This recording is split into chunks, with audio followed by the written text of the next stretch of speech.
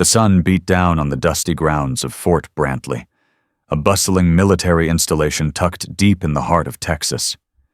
New recruits buzzed around the training yard, their uniforms crisp, their strides confident. Among them was Mason, a wiry 20-year-old with a swagger to match his ambition.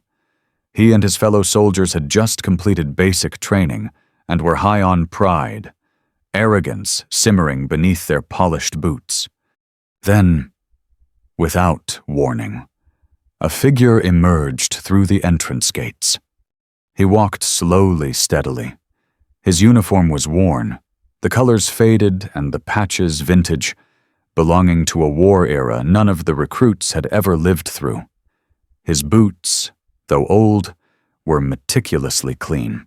He didn't speak. He didn't need to. There was a quiet strength in the way he carried himself. "Who let Grandpa in?" one of the recruits muttered with a smirk. Laughter rippled through the group. Mason scoffed. "Maybe he's here to give us a history lecture." The man said nothing. He simply looked around, his gaze calm, his expression unreadable. To them, he was outdated, irrelevant. But what they didn't know was that history was about to walk right past their arrogance and leave a mark they'd never forget. Before we continue, tell us, where are you watching from?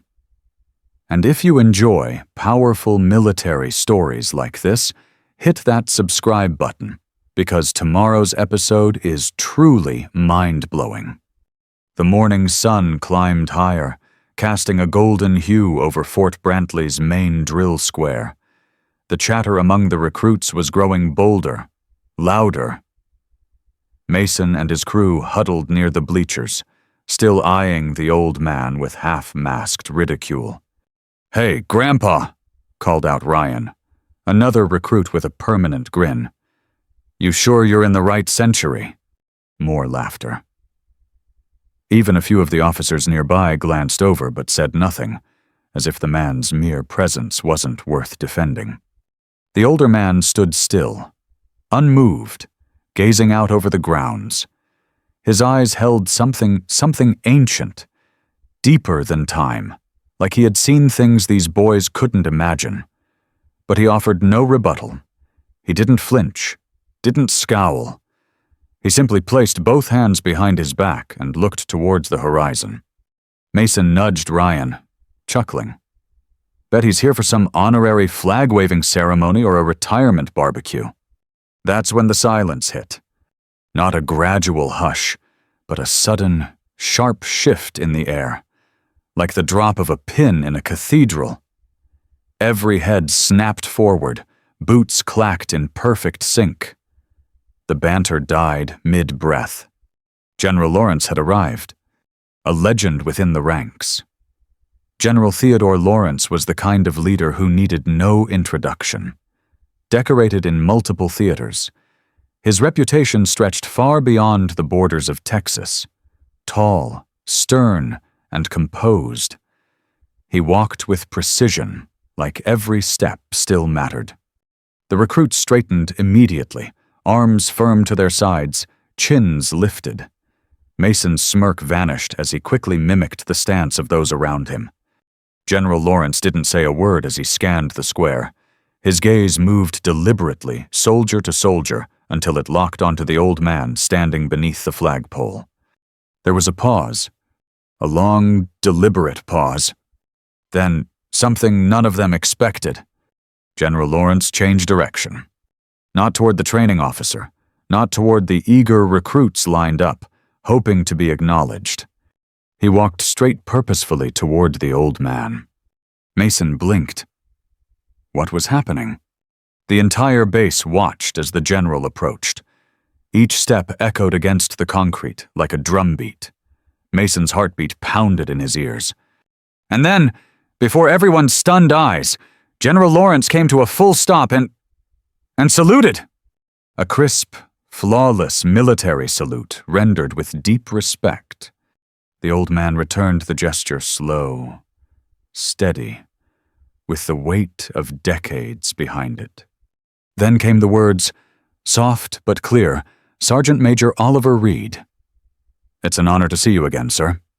The recruits froze. "Sir." Oliver Reed, that Oliver Reed.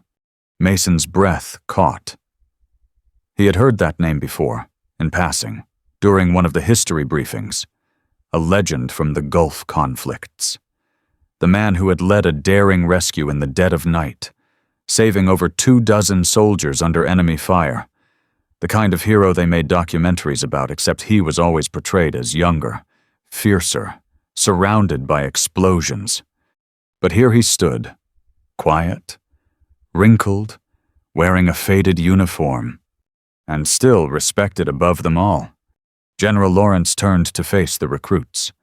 His eyes, usually unreadable, now carried something colder, something disappointed. "I trust," he said, his voice cutting through the silence, "that our new soldiers understand what true service looks like." No one dared to respond.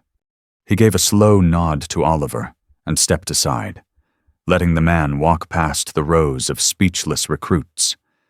And as he did, the gravity in that square changed. Mason felt it not as shame at first, but as a slow, crushing realization. They hadn't mocked a man past his prime. They had mocked a legend. And now they stood there, young and loud and empty, in the presence of someone who had once held lives in his hands, had bled for the same uniform they wore so casually. The moment had turned, and it would haunt them all. The sun had dipped slightly lower, casting long shadows across the training yard. Yet, no one moved. The recruits stood in a daze, the air still thick with the weight of what they had just witnessed. Oliver Reed, the man they'd mocked, hadn't just been respected. He had been revered. Mason stared at the ground, suddenly hyper-aware of the polished boots he had so proudly worn that morning. They now felt shallow, undeserved. His mind raced through everything he'd said, every laugh, every scoff. Shame burned hot on his face, but the storm hadn't passed just yet. As Sergeant Major Reed moved toward the main building, General Lawrence remained in place. His eyes were still on the recruits, not as a general inspecting his troops, but as a man deeply disappointed. "Do you know what Sergeant Major Reed did?" he asked suddenly, breaking the silence. His voice was low, but it carried like thunder. Nobody answered. General Lawrence turned slowly, locking eyes with each of them. He carried his platoon through hell, not just as a soldier, but as a leader, a shield, a damn guardian. He stepped forward. They were ambushed near the Syrian border. Radio down, supplies gone. 3 days without extraction. A few recruits fidgeted. Mason's stomach tightened. "Sergeant Major Reed," the general continued, "dragged 2 wounded men over 10 miles, on foot, through enemy terrain. He was shot in the leg, took shrapnel to the back. Still didn't stop." General Lawrence paused, his voice lowering even more. He refused to leave his men behind. He used his own body to block sniper fire. The only reason any of those boys came home was because of him. A heavy silence fell once more. Then, a voice, timid, uncertain, cut through it. "Sir, why haven't we ever heard this story?" It was Ryan. The same recruit who had mocked the uniform now looked like a boy asking for forgiveness. The general's gaze softened. "Just slightly. Because real heroes don't talk about it. They don't wear their medals on their sleeves or broadcast their past. They carry it quietly." He looked towards the admin building where Reed had disappeared. "Some scars aren't visible, but they're deeper than anything you'll ever earn in a training yard." Another pause, another breath. Then came the twist, sharp and unexpected. "Today," the general said, "you were scheduled for weapons qualification. That's been postponed." The recruits exchanged confused glances. "Instead, you will spend the next 2 days under Sergeant Major Reed's command." Mason's heart stopped. "You'll follow his instruction. You'll run the same endurance drills he created decades ago. And yes, you'll do it wearing 40-pound packs, no questions, no complaints." Someone audibly swallowed. You disrespected a man who's earned more than your entire class combined. Now you'll understand what that respect costs. It wasn't punishment, it was revelation. A trial by humility. Mason felt something shift in his chest. Not fear, not resentment, but something rawer guilt wrapped in awe. General Lawrence finished with one final blow. By the end of those 2 days, if any of you still think you're better than the man you mocked, then you have no place in my army.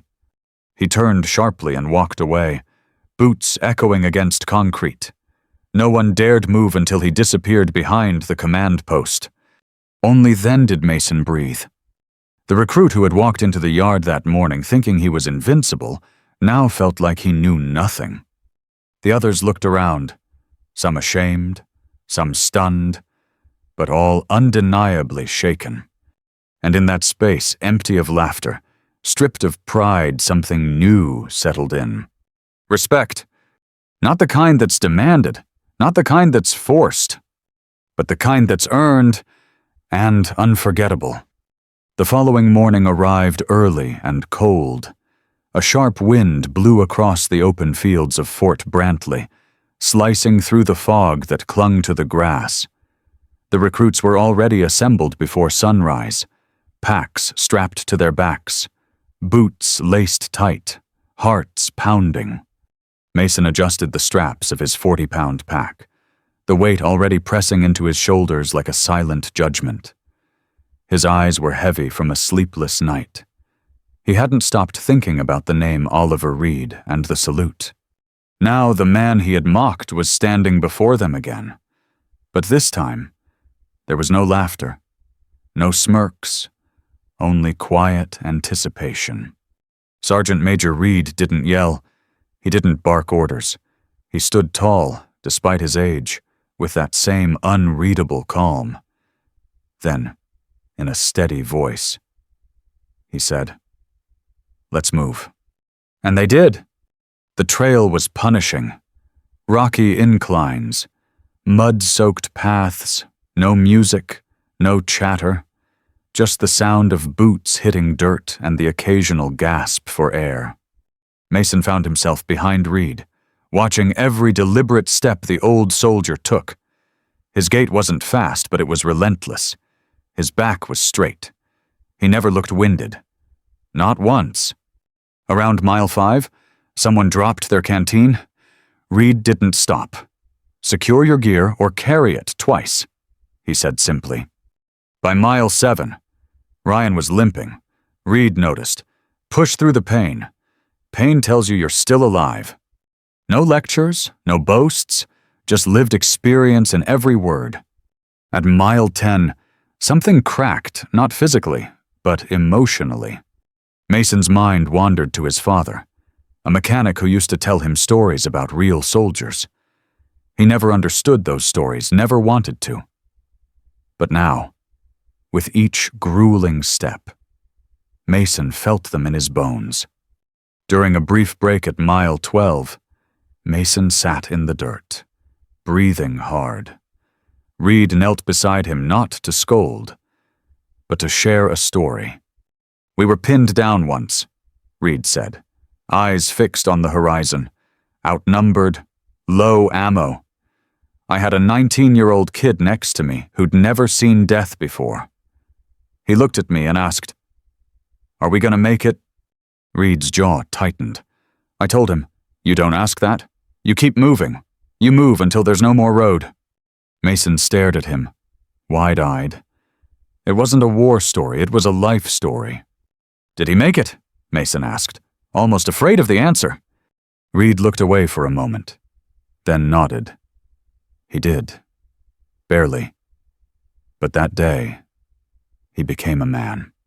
There was no pride in his voice, just memory, heavy and sacred. The march resumed. But something inside Mason shifted. He no longer walked out of obligation. He walked because he wanted to follow, to understand, to grow. By mile 15, blisters tore at their feet. Sweat stung their eyes, but no one complained. By mile 18, they were silent. Not out of exhaustion, but out of respect. Reed stopped at the crest of a hill overlooking the base. "This is where you choose," he said. "You either walk back the same man you were, or someone better. No dramatic music, no inspirational speech. Just a quiet moment and a choice."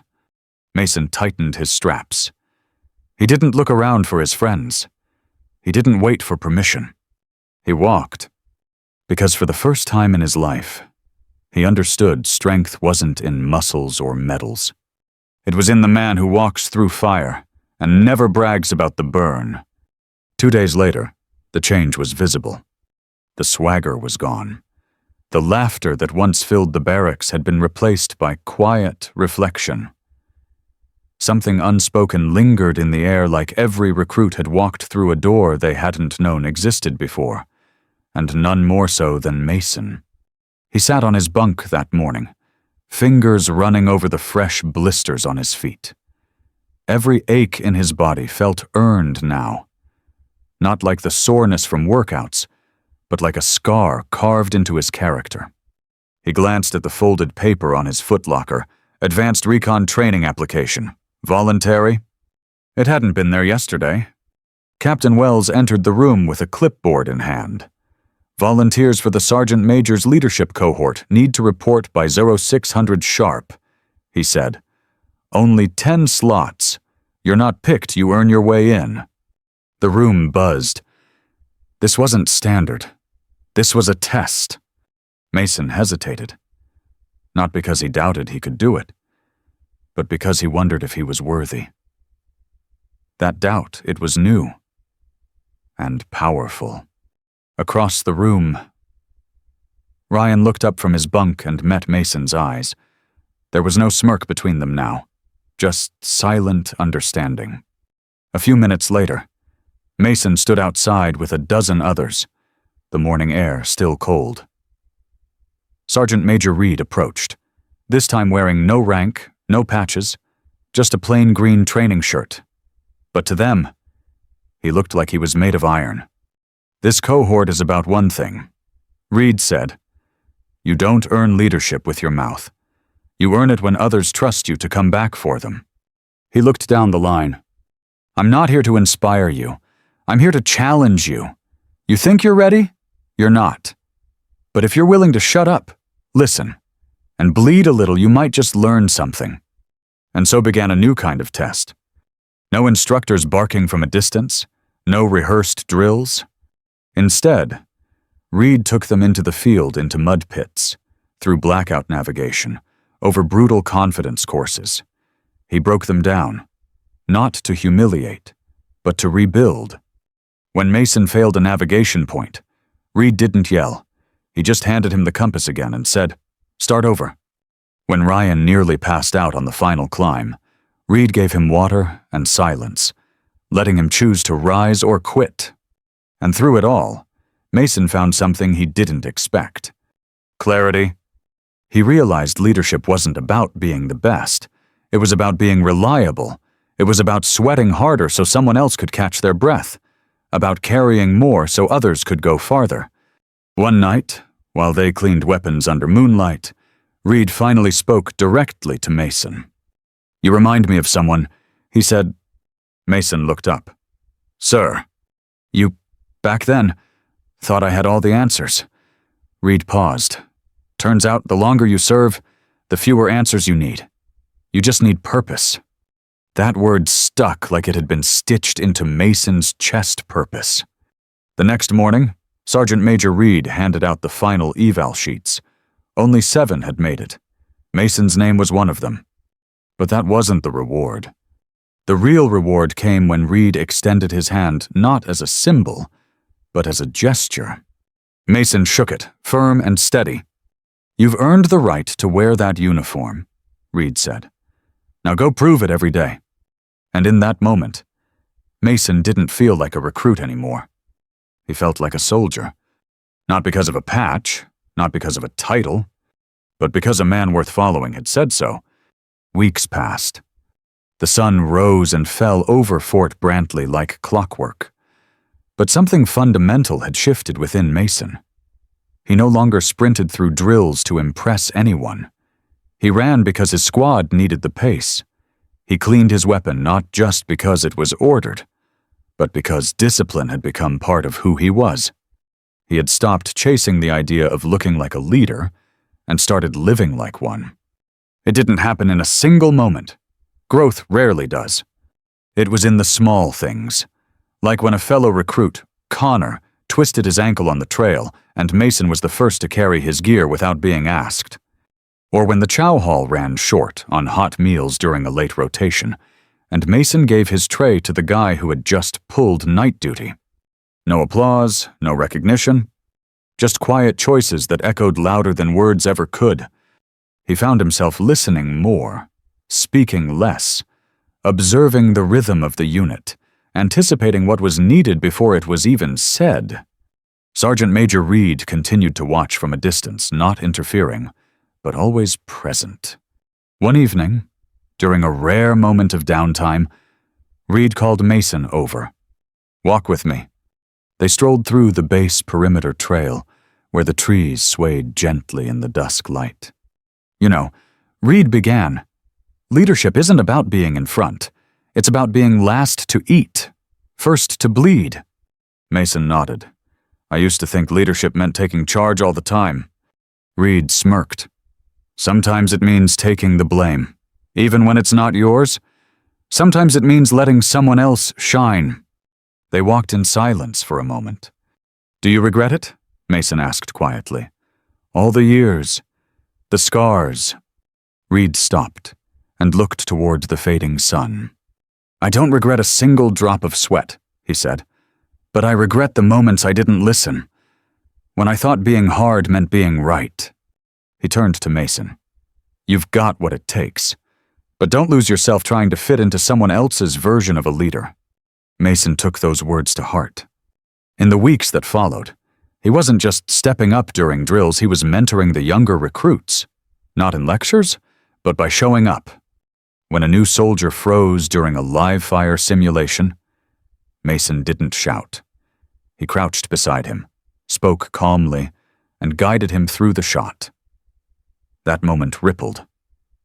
The new recruit later called him the first guy who didn't make me feel small. Even the drill sergeants began to take notice. "Mason," one of them said, "used to be a kid with something to prove.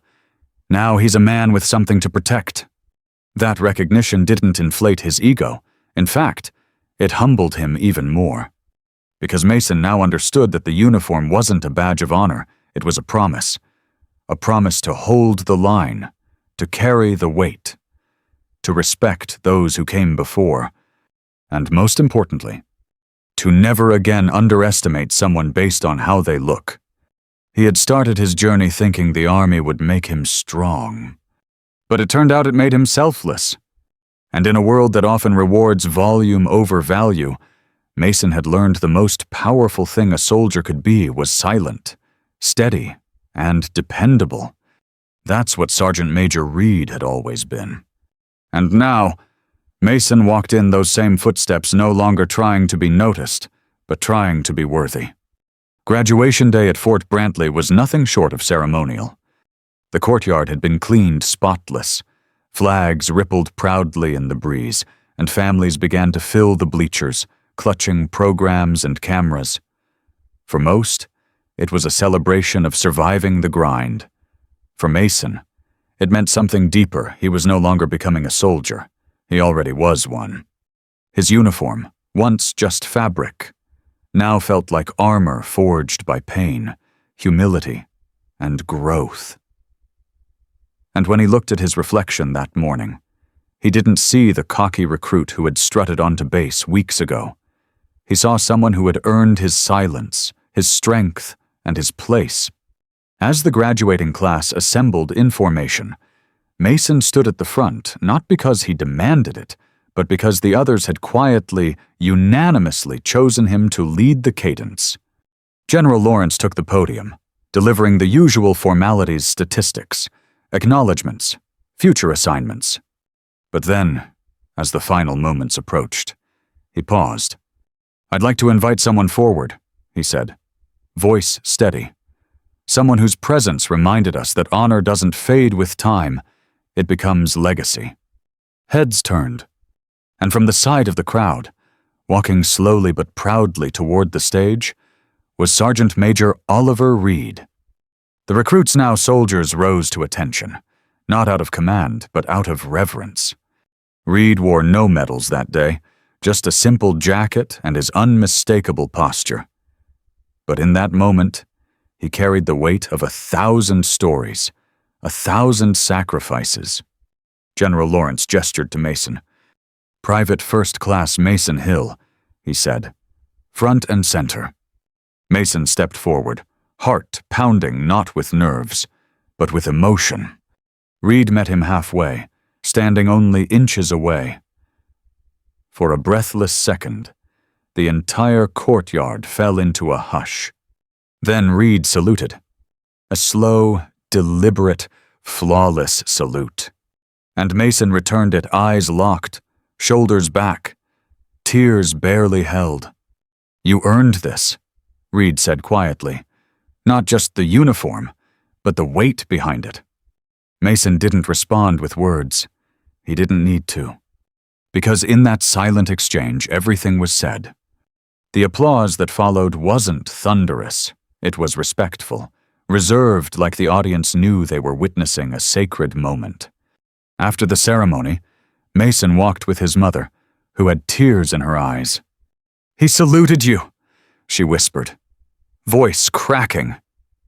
"That man saluted you." Mason nodded slowly. "No, Mom," he said. "He saluted the man I became, not the one I used to be."